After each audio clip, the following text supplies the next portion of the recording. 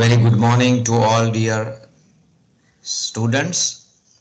આજે આપણે skill enhancement course environmental સ્ટડીઝના રેકોર્ડેડ લેક્ચરની સિરીઝમાં યુનિટ 1નો ત્રીજો પાર્ટ આપણે જોવાનો છે. તો આ રેકોર્ડિંગ તમે ધ્યાનપૂર્વક સાંભળજો.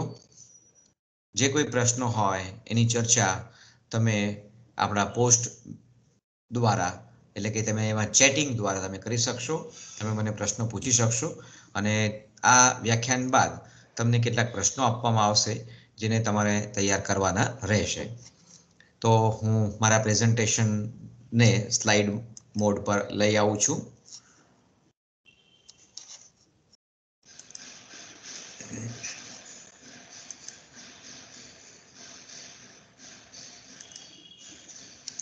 So once again I welcome you all. This is a skill enhancement subject જે environmental studies ના ટાઇટલ સાથે આપણે ભણી રહ્યા છીએ. I acknowledge the resources which I am going to use for the presentation. I acknowledge all the materials which is available on various sources, books, as well as on the internet, various websites. I am going to use the various figures. So I also acknowledge all such materials which I am going to use for the study of the benefit of the students. I also thank my institute. I thank all of you. And I also thank the government of Gujarat for providing the Office 365 license versions. એટલે આપણે MS ટીમના માધ્યમથી આ વ્યાખ્યાન આપણે ભણી રહ્યા છીએ. BSc પ્રોગ્રામના પહેલા સેમિસ્ટરનો આ ઇલેક્ટિવ કોર્સ છે અને એ સ્કિલ એન્હાન્સમેન્ટ કોર્સના કોડને આપણે જોઈએ તો US01, U એટલે અંડર ગ્રેજ્યુએટ, S એટલે સાયન્સ, 01 એટલે સેમિસ્ટર 1, સ્કિલ એન્હાન્સમેન્ટમાં S અને એન્વાયરમેન્ટનો કોર્સ છે 21. અહીંયા આગળ તમે જોઈ શકો છો એ પ્રમાણે દરેક કોડને આપણે સ્પેસિફિકલી છૂટો પાડ્યો છે.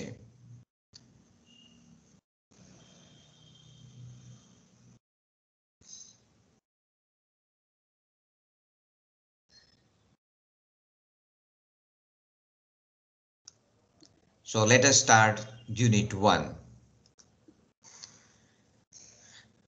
આ યુનિટની અંદર યુનિટ 1માં એનું ટાઇટલ છે ઇન્ટ્રોડક્શન ટુ એન્વાયરમેન્ટલ સ્ટડીઝ, જેમાં આપણે અગાઉના લેક્ચર્સની અંદર ડેફિનેશન, સ્કોપ અને ઇમ્પોર્ટન્સ ઓફ એન્વાયરમેન્ટલ સ્ટડીઝ જોઈ ગયા. ત્યારબાદ multi disciplinary nature of environmental સ્ટડીઝને આપણે જોઈ લીધું. હવે આપણે એન્વાયરમેન્ટના વિવિધ કમ્પોનન્ટ્સ, એના ઘટકોને જોવાના છે.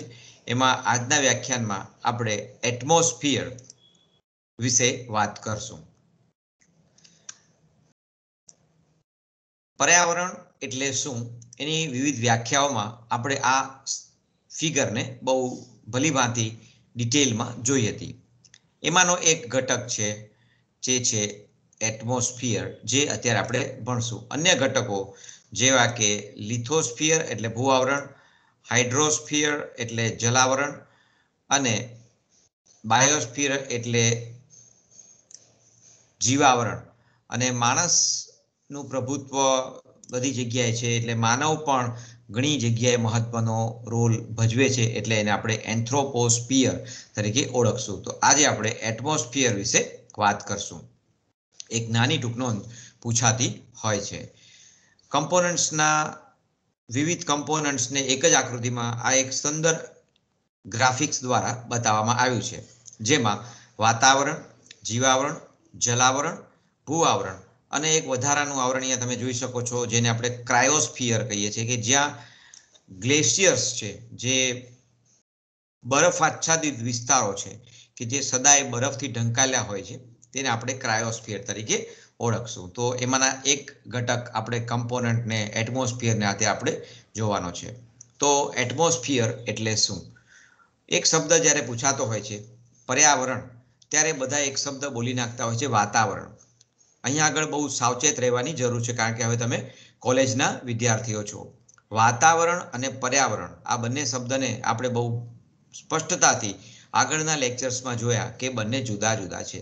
હવે એ શબ્દમાંથી વાતાવરણ વિશે આપણે હંમેશા વાત કરી દેતા હોય છે. પર્યાવરણ એટલે વાતાવરણ એવું કહી દેતા હોય. તો વાતાવરણ એ પર્યાવરણના અલગ અલગ ઘટકો પૈકીનો એક ઘટક માત્ર છે. તો એ વાતાવરણને વાત આવરણ જે હવાનું આવરણ છે એને આપણે આ ટૂંક નોંધમાં આપણે જોવાનું છે. એ લગભગ 80 કિલોમીટર સુધીના વિસ્તારમાં ફેલાયેલું આ કહી શકાય વાત આવરણ. એ ટ્રાન્સપરન્ટ છે, કલરલેસ છે અને ટેસ્ટલેસ છે, એટલે કે પારદર્શક છે. એટલા જ માટે આપણે અહીંયાથી ઊભા રહીને પૃથ્વીના એક છેડા પાસેથી ઊભા રહીને અવકાશ તરફ નજર કરીએ ત્યારે આપણને અવકાશમાં જે ઝીણા કણો છે એ દેખાતા નથી અને વાયુઓ પણ આપણે જોઈ શકતા નથી. એટલે સીધા બાહ્ય અવકાશમાં જે કાંઈ છે એ આપણે સીધે સીધું જોઈ શકીએ છીએ. આ કલરલેસ છે, એમાં કોઈ બીજો કોઈ વિશેષ પ્રકારનો રંગ નથી. ટેસ્ટલેસ છે એટલે એનો કોઈ ચોક્કસ સ્વાદ નથી. પણ કલર અને ટેસ્ટલેસ અને transparency A depends on the various other parameters also. એટલે એ જગ્યાએ જો અત્યંત ધૂળિયું વાતાવરણ બની જાય તો એ ટ્રાન્સપરન્સી ઘટી જાય છે.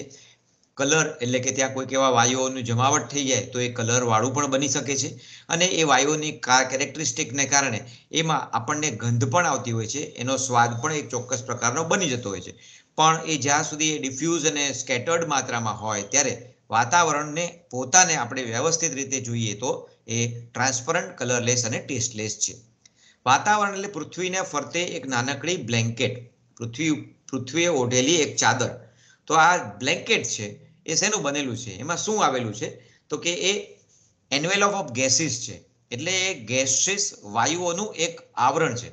આ વાયુઓમાં કોણ છે? Nitrogen, oxygen, argon, carbon dioxide, carbon મોનોક્સાઇડના traces, sulphur oxides, oxides of nitrogen, oxides of hydrogen, આવા બધા વાયુઓનું મિશ્રણ છે. એની અંદર પાણીના બાષ્પરૂપના બિંદુઓ પણ છે, સબ એટોમિક પાર્ટિકલ્સ પણ છે અને આ બધું લગભગ વધુમાં વધુ ઘટતાના રૂપે 2000 ફીટ સુધી ફેલાયેલું છે. ત્યારબાદ પણ આ બધા વાયુઓની હાજરી હશે, પણ એની ઘટતા સૌથી વધારે છે. જેમ જેમ ઉપર તરફ જઈએ, ઊંચાઈ તરફ જતા જઈએ, તેમ તેમ આ વાયુઓનું પ્રમાણ ઘટતું જાય છે. જે આવરણ છે, એટમોસ્ફિરિક બેન્ડ છે, the bulk of these gases are present within the atmospheric band. આ એક બેન્ડ બનાવે છે અને એ 5 કિલોમીટર સુધીનો આખો પટ્ટો છે કે જે આ આવરણ બહુ જ વધારે પ્રમાણમાં તમે જોઈ શકો. પણ સૌથી વધુ ગીચતા વાયુઓની આપણે જાણીએ છીએ તે પ્રમાણે 2000 ફૂટ સુધી વધારેમાં વધારે છે સરફેસ ઉપરથી જોઈએ તો. પૃથ્વી પરનું જો જીવન છે એ આ આવરણ ન હોય તો શક્ય જ બન્યું ન હોત. એટલે આ આવરણ આપણને એક સરસ મજાની હૂંફ તો આપે જ છે, પણ આપણા જીવનને શક્ય બનાવવા માટે પણ આ આવરણ મહત્વનું છે. તો સૌથી પૃથ્વી પરનું બ્લેન્કેટ એ આ આવરણ, એની આપણે વાત કરી. પૃથ્વીને રક્ષણ આપે છે એ સૂર્યપ્રકાશમાંથી આવતા મોટાભાગના ઇલેક્ટ્રોમેગ્નેટિક રેડિયેશન છે, જે કોસ્મિક રેસ છે, ઇન્ફ્રારેડ રેડિયેશન છે, એ બધાને એ દૂર કરે છે. એટલે પૃથ્વી પર આવતા કિરણો માત્ર જીવસૃષ્ટિને ટકાવી શકે એવા જ કિરણો પૃથ્વી સુધી પહોંચવા દે છે. એક ચોક્કસ સમય માટે આપણે કોઈ એક સ્થળની વાત કરીએ, કોઈ એક સ્થળ માટે અને કોઈ ચોક્કસ નાના સમયગાળાની વાત કરીએ, થોડાક કલાક માટેની વાત કરીએ કે એક દિવસની વાત કરીએ કે એક અઠવાડિયાની વાત કરીએ. For example Petlad. તો પેટલાદ એક સ્થળ છે. તો આ પેટલાદમાં સવારના સમયમાં 3 કલાક સુધી કઈ પ્રોપર્ટીઝ એટમોસ્ફિયરની જોવા મળશે તો કે એ સમયે સૂર્યનું રેડિયેશન કેટલું છે, સૂર્યના કિરણો કેટલા આવે છે, તે વખતે તાપમાન શું છે, તે વખતે ભેજ કેટલો છે, વરસાદ પડી રહ્યો છે કે નથી પડી રહ્યો, પવન કઈ દિશામાંથી આવે છે, પવનની ગતિ કેટલી છે અને શું તે સમયે વાદળ છે. તો આ બધી વસ્તુઓ થયા વાતાવરણ, એટમોસ્ફિયરની પ્રોપર્ટી. આ એટમોસ્ફિયરની પ્રોપર્ટી એક ચોક્કસ સમય અને ચોક્કસ સ્થળ માટે આપણે જો કહીએ તો એ ક્યુમ્યુલેટિવલી એ ત્યાંનું વેધર બતાવશે. વેધર એટલે આપણે એને આબોહવા કહીએ છીએ. આબોહવા એટલે શું? આબોહવા એટલે પેટલાદનું આજે સવારના નોંધાયેલી આબોહવા કેવી? તો કે આજે સવારે ઠંડીવાળી આબોહવા હતી, એટલે કે તાપમાન નીચું હતું, સૂર્યના કિરણો ઓછા હતા, વરસાદ નહોતો, પવનની ગતિ સારી એવી હતી 5 કિલોમીટર પ્રતિ અવર અને વાદળ આછા પાતળા હતા, અથવા તો વાદળનું વાતાવરણમાં હાજરી હતી નહીં, વાતાવરણમાં હાજરી હતી નહીં. તો આ જે વાત કરી આપણે એ એક ચોક્કસ સ્થળ માટેની આબોહવાની વાત કરી. તો પછી હવામાન એટલે શું, ક્લાઇમેટ એટલે શું? બધા કહે છે ને ક્લાઇમેટ ચેન્જ. તો ક્લાઇમેટ એટલે હવામાન. હવામાન એટલે શું? હવામાન એટલે the weather remains almost constant for a long duration, it is called climate. જ્યારે આ ઉપરની જ્યારે આપણે આબોહવાની એટલે કે વેધરની વાત કરી, આવું વેધર લાંબા સમય સુધી સરખું રહે તો એને કહેવાય ક્લાઇમેટ. હવે હમણાં મેં વર્ણન કર્યું એવું વેધર લાંબા સમય સુધી એટલે 3 મહિના સુધી રહે તો આપણે એ ક્લાઇમેટ કેવું છે? તો કે શિયાળો છે, કારણ કે એ બનાવ્યું ક્લાઇમેટ. તો આ થઈ વાત ક્લાઇમેટની. એટલે કે ક્લાઇમેટ એટલે આબોહવા, હવામાન, વાતાવરણ, પર્યાવરણ, આવા શબ્દોથી તમે મિશ્રતા ન અનુભવતા બધાને સ્પષ્ટ રીતે અનુભવી, સ્પષ્ટ રીતે વ્યાખ્યાયિત કરતા શીખજો. તો અહીંયા આગળ આપણે જોયું કે વેધર એટલે કે આબોહવા એટલે શું અને ક્લાઇમેટ એટલે હવામાન એટલે શું. The atmosphere is not uniformly warmed by the sun. હવે અગત્યનો મુદ્દો આવે છે કે સૂર્યના કિરણો દ્વારા પૃથ્વી ઉપર જે સૂર્યનો તાપ પડે છે, કિરણો પડે છે, એ સરખી રીતે, સપ્રમાણ રીતે ગરમી આપતો નથી. એટલે એ સરખા રીતે કિરણો પડતા નથી અને એને કારણે કેટલીક જગ્યાએ ખૂબ વધારે માત્રામાં કિરણો પડે છે અને ગરમી વધે છે, જ્યારે કેટલીક જગ્યાએ કિરણો ત્રાંસા હોવાથી એ ત્યાં એની તીવ્રતા આપણને જણાતી નથી, એટલે ત્યાં તાપમાન નીચું હોય છે. અને આ જ વસ્તુ નક્કી કરે છે કે હવાની દિશા, અને એને જ કારણે એક દિશામાંથી બીજી દિશા તરફ હવાનું વહેણ થાય છે અને એને જ કારણે ક્લાઇમેટમાં, હવામાનમાં ફેરફાર આવે છે, તાપમાનમાં ફેરફાર આવે છે અને એને કારણે વરસાદ પડતો હોય છે અથવા નથી પડતો હોતો. તો આ બધી વસ્તુઓ ઉપર એક જ વસ્તુ એટમોસ્ફિયર માટે જવાબદાર છે કે સન છે, સૂર્ય છે, એ સૂર્યના કિરણો એક સરખી રીતે પૃથ્વીને વર્મ આપતા નથી, એટલે કે એને હૂંફ આપતા નથી, અથવા તો એની હૂંફની માત્રામાં વધઘટ થાય છે અને એને જ કારણે ગરમ હવા ઠંડી હવા તરફ તરત ખસેડાય એટલે તરત ઠંડી હવામાંથી એ પછી એ વરસાદ રૂપે એ ત્યાંથી હવા બીજી જગ્યાએ જાય અને એ આખી પ્રક્રિયા ચાલે છે, જેને આપણે ક્લાઇમેટ અથવા તો હવામાન કહીએ છીએ. તો આ હવામાન એ ચોક્કસ જગ્યાની આબોહવા પણ નક્કી કરતું હોય છે. તો આ શબ્દો ખાસ અગત્યના.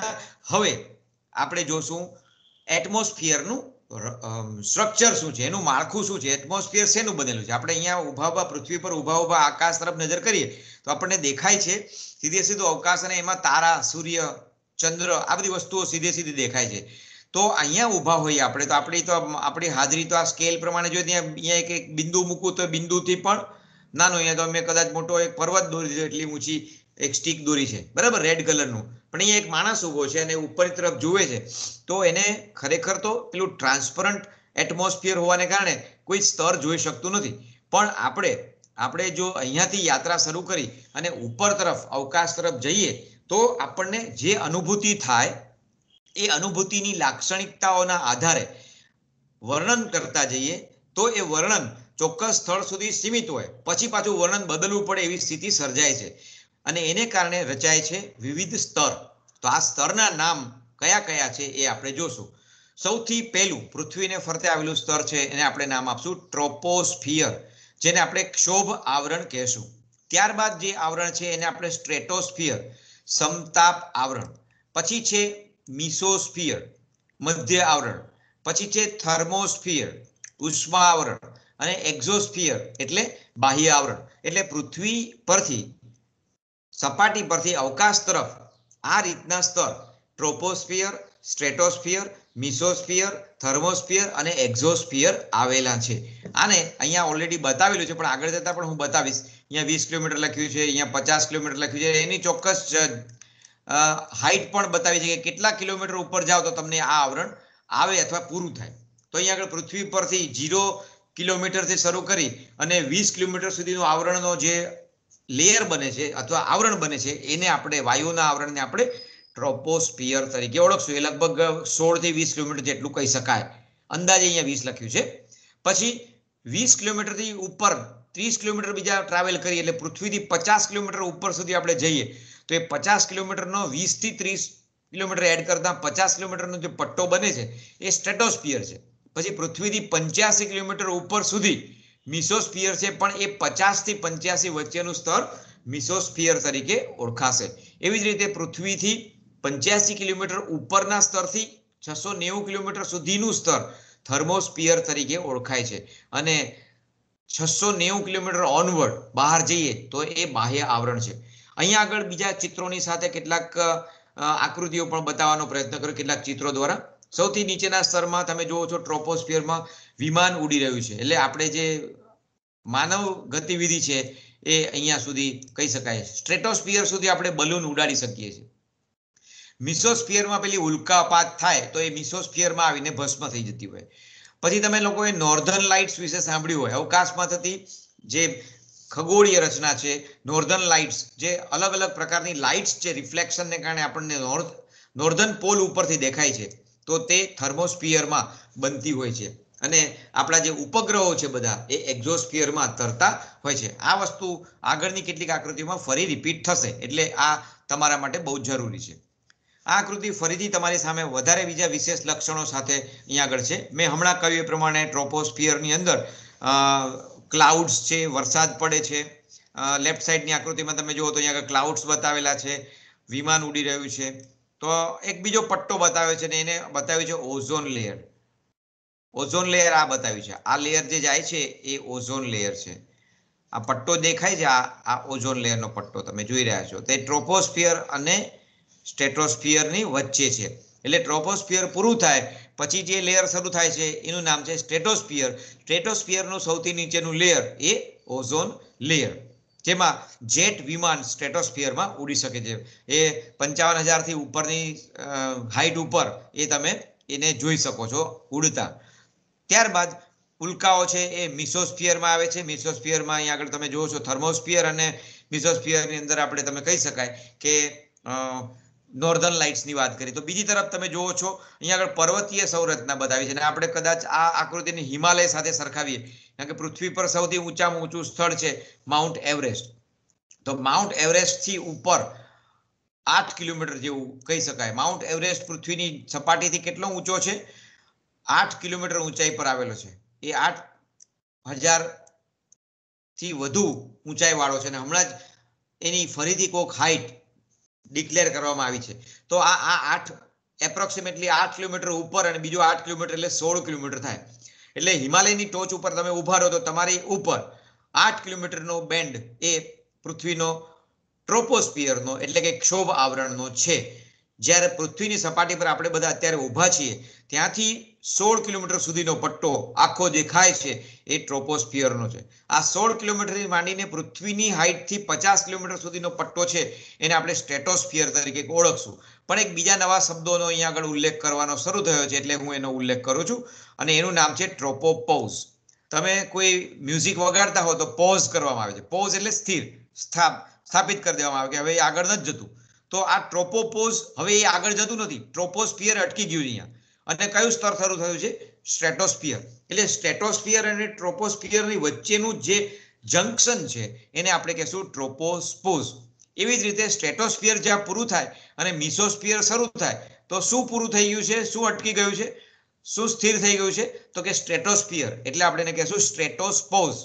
ફરી મિસોસ્ફિયર શરૂ થાય અને થર્મોસ્ફિયર શરૂ થાય, મિસોસ્ફિયર પૂરું થાય અને થર્મોસ્ફિયર શરૂ થાય, એ બંને જગ્યાએ મિસોપોઝ આવેલું હોય. અને એવી જ રીતે થર્મોસ્ફિયર પૂરું થાય અને એક્ઝોસ્ફિયર શરૂ થાય તે જગ્યાએ થર્મોસ્ફિયર અટકી જાય છે, સ્થિર થઈ જાય છે, એટલે એને થર્મોપોઝ તરીકે ઓળખશું. તો ટ્રોપોપોઝ, સ્ટ્રેટોપોઝ, મેસોપોઝ અને થર્મોપોઝ જેવા નવા શબ્દોથી તમે પરિચિત થાવ.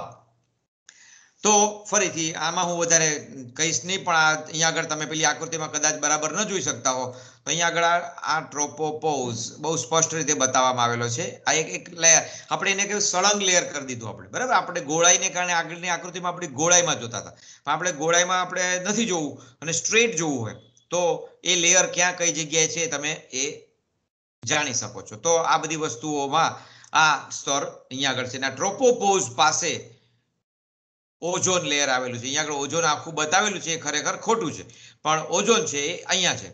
અને ઉપરનું થર્મોસ્ફિયર છે એને આયોનોસ્ફિયર તરીકે પણ ઓળખાય છે, કારણ કે અહીંયા આગળ આયનીકરણની પ્રક્રિયા અતિ ઝડપથી થતી જોવા મળે છે. તો પૃથ્વી ઉપર આ આપણે જોઈ રહ્યા છે વિવિધ આવરણો વાતાવરણના.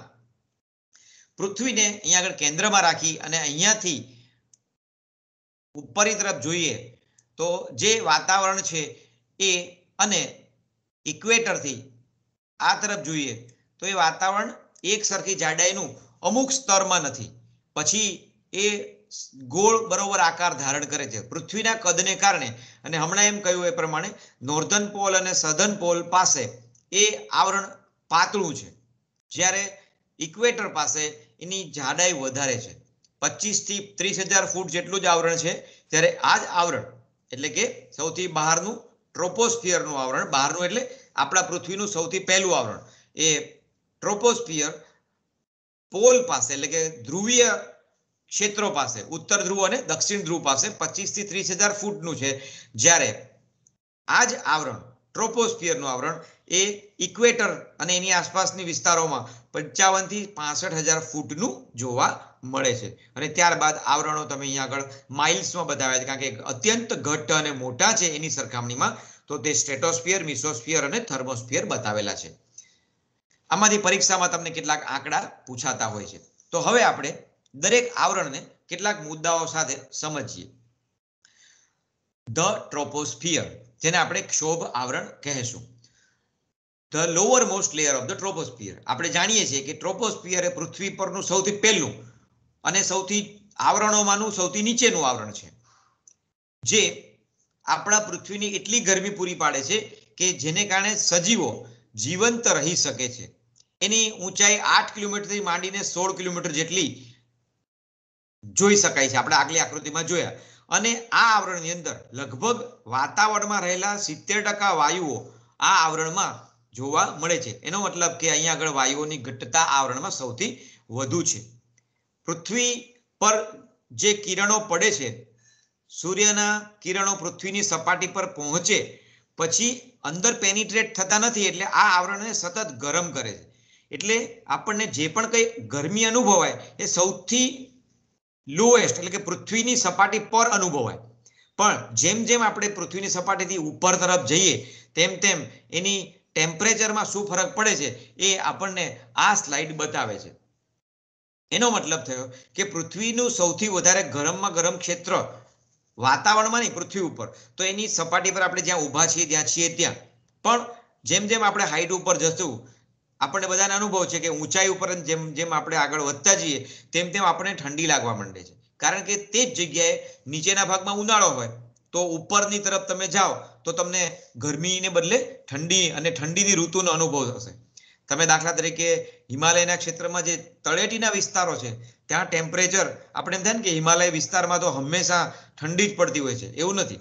હિમાલયના જે તળેટીના વિસ્તારો કે જે જમીનને લગોલગ છે, એ તળેટીના વિસ્તારોમાં દાખલા કે ચંડીગઢ છે, ચંડીગઢમાં તમને નીચે ઠંડી લાગતી હશે, પણ ત્યાંથી તમે સિમલા તરફ ઉપર ચડો તો જેમ જેમ તમારું વાહન અને તમે તમારી પૃથ્વીની સપાટી પરથી ઉપરની તરફ ચડતા જાઓ તેમ તેમ તમને ઠંડીનો અનુભવ થતો જાય છે.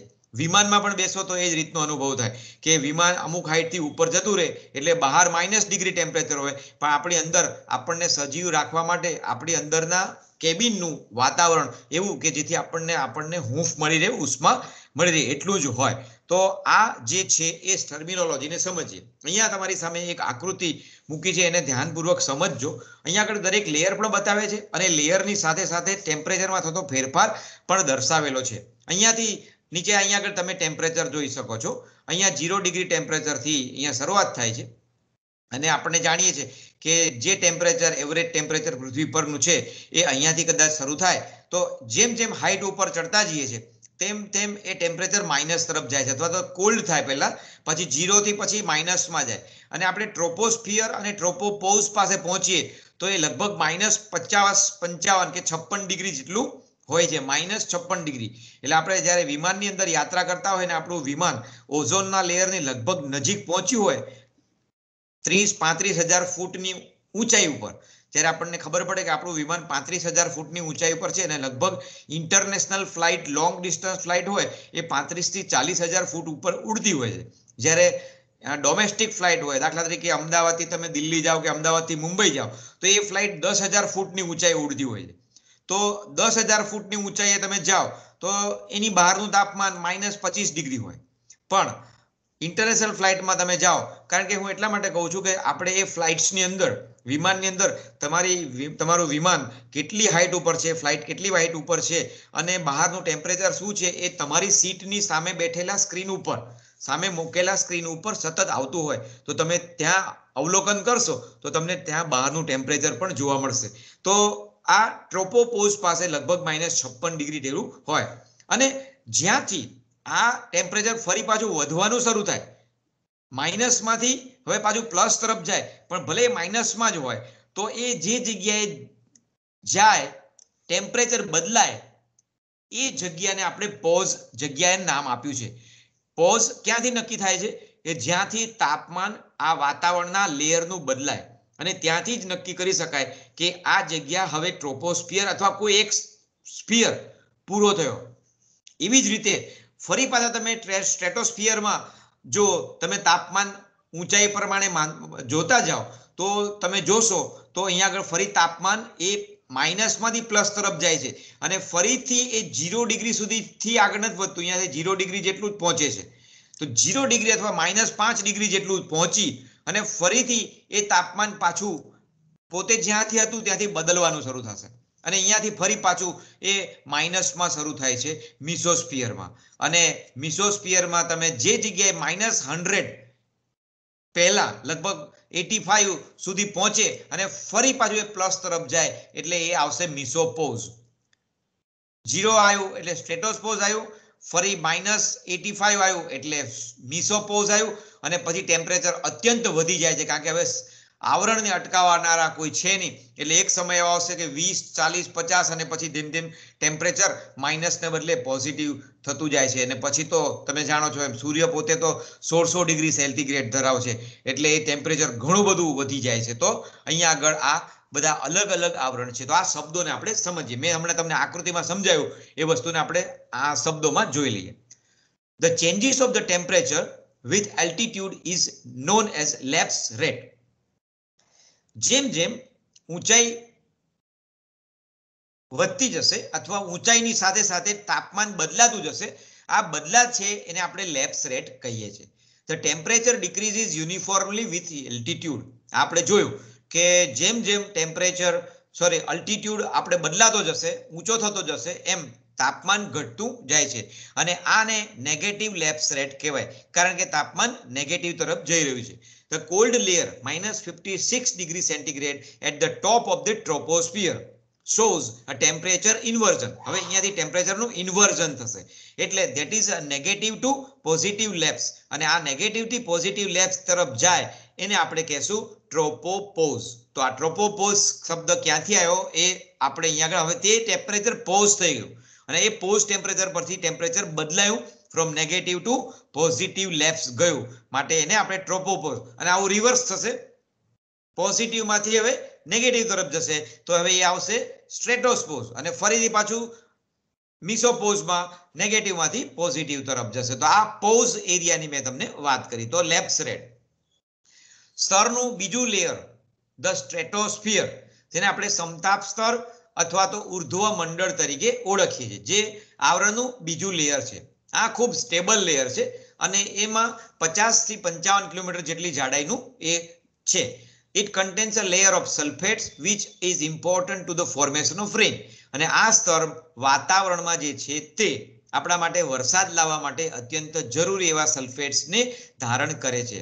It also contains a layer of ozone which absorbs ultraviolet light known to cause the cancer and without which no life could exist on earth. Ozone વિશે હવે તમે બધા એટલા બધા નાનપણથી બધા જાણતા આવ્યા છો એટલે મારે હવે એના વિશે વધારે વાત કરવી નથી, પણ ક્યાં આવેલું હોય ઓઝોન એ આજે તમને વધુ સ્પષ્ટ થયું છે. ઓઝોનનું સ્તર છે એ સમતાપ સ્તરનું સૌથી નીચેનું સ્તર છે, પેલા પોઝ લેયર પછીનું, બરાબર, ટ્રોપોપોઝ પાસેનું અત્યંત પાતળું સ્તર છે અને આ જે છે એ પૃથ્વી ઉપરથી 20 કિલોમીટર ઉપર આવેલું છે એવું કહી શકાય. પણ આ 20 કિલોમીટરનો આંકડો પકડી રાખવાનો નહીં, આ પ્લસ માઇનસ થોડો ઘણો ઉપર નીચે થતો હોય છે. The સેપરેટિંગ layer between the stratosphere and the mesosphere is called stratopause. આપણે જાણીએ છીએ કે મિસોસ્ફિયર અને સ્ટ્રેટોસ્ફિયર વચ્ચેનું જે આવરણ પૂરું થતું સ્થળ છે એને આપણે સ્ટ્રેટોસ્પોઝ કહીએ છીએ, જેવી રીતે આપણે હમણાં ટ્રોપોપોઝ જોયો. It is following positive lapse, અને આપણે જાણીએ છીએ કે વોટ ઇઝ પોઝિટિવ લેપ્સ અને નેગેટિવ લેપ્સ. પોઝિટિવ લેપ્સનો મતલબ થયો કે હવે આ સ્ટ્રેટોસ્ફિયરમાંથી હવે મિસોસ્ફિયરમાં જ્યારે પ્રવેશશે ત્યારે વાતાવરણમાં તાપમાન વધશે, પોઝિટિવ થશે. તો આ વાત આપણે સમતાપ મંડળની કરી. ત્રીજું લેયર છે મધ્ય આવરણ, એ ત્રીજું સ્તર છે અને સ્ટ્રેટોસ્ફિયર પછીનું સ્તર છે. એ સરફેસથી 50 કિલોમીટરથી ઉપરથી શરૂ થાય છે અને એ 80 કિલોમીટર સુધી ફેલાયેલું છે. એનો મતલબ કે એની જાડાઈ 30 કિલોમીટર જેટલી ગણી શકાય.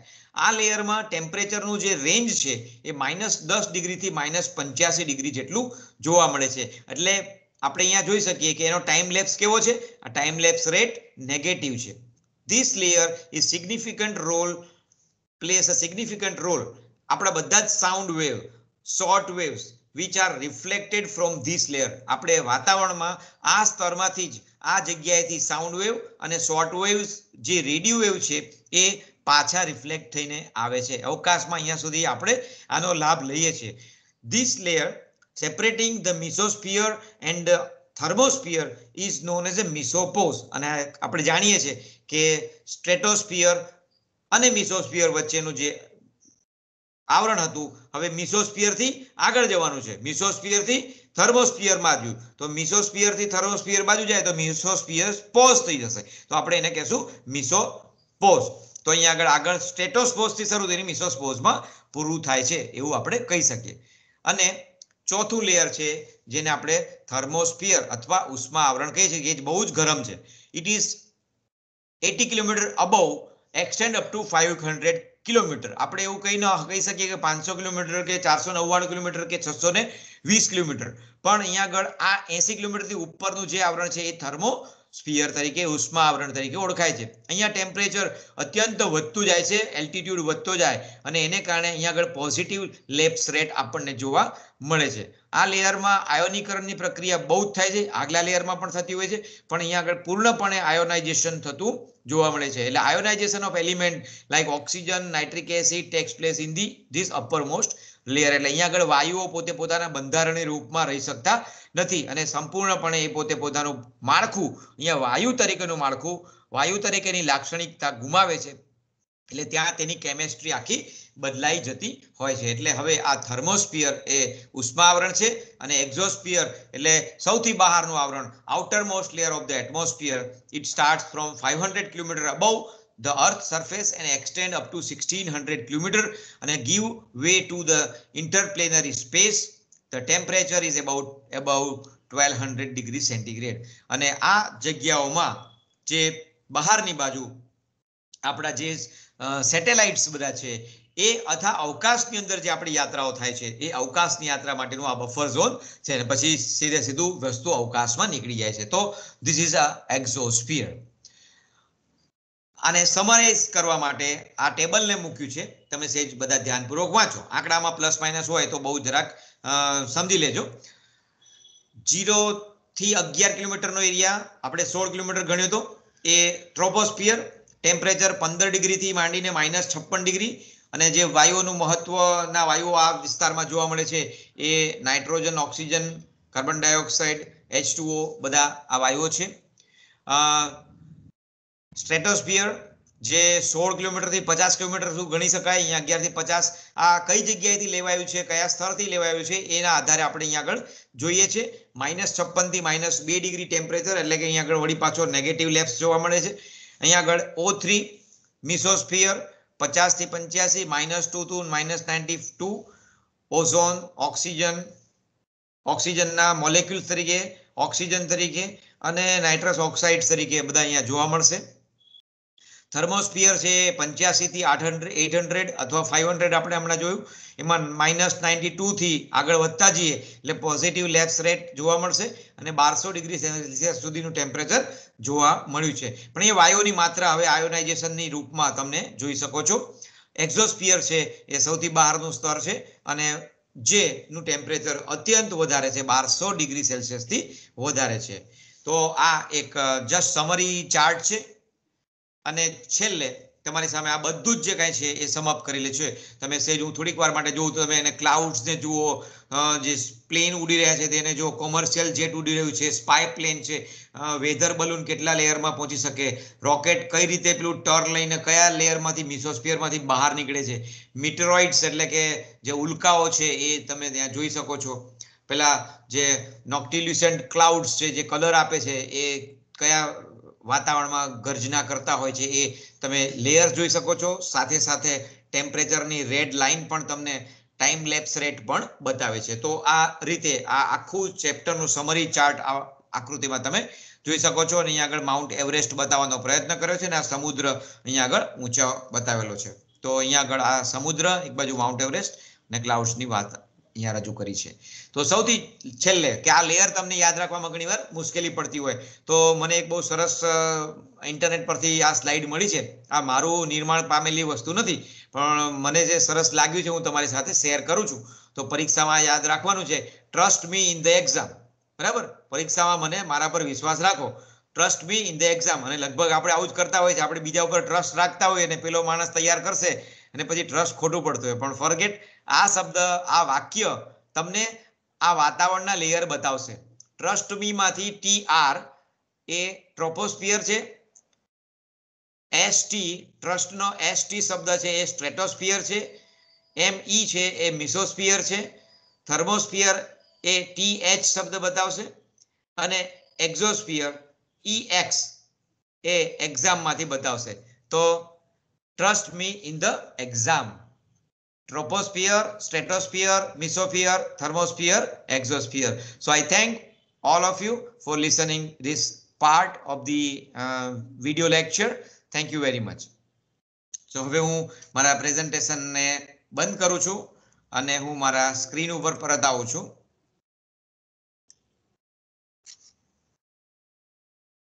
So I thank once again all of you. Please listen carefully. બહુ શાંતિથી તમે લેક્ચર સાંભળતા હો એવી જ રીતે આ શ્રેણીને તમારે સાંભળવાની છે. આ શ્રેણીનું 3જું લેક્ચર છે. તો લેક્ચર પછી હું કેટલાક પ્રશ્નો હું મૂકીશ એટલે તમે એને પણ એસાઇનમેન્ટના રૂપમાં જોજો. તો once again I thank all. Weight for the next lecture. અને નેક્સ્ટ લેક્ચર અપલોડ થશે એટલે તમારે એને પણ સાંભળવાનું છે. Thank you.